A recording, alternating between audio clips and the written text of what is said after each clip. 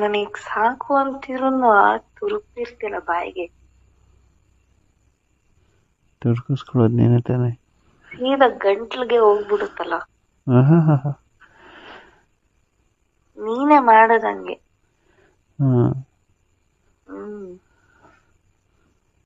ಖುಷಿ ಸಿಗುತ್ತಾ? ಇಲ್ಲ, ತುಂಬಾ ದುಃಖ ಆಗುತ್ತೆ. ಯಾಕೆ? ನನಗಾದ್ರೂ ಇರ್ಬಾರ್ದಿತ್ತ ಅದು ಅಂತ. ಅವಾಗ ನಿನಗ್ ಗೊತ್ತಾಗದು ನನ್ ಕಷ್ಟ ಏನು ಅಂತ. ಆದ್ರೂ ಏನೇ ಮಾಡಿದ್ರು ಫಸ್ಟ್ ಪ್ರಿಪೇರ್ ಮಾಡ್ತೀಯಲ್ಲ ಬಾಯಿಂದ,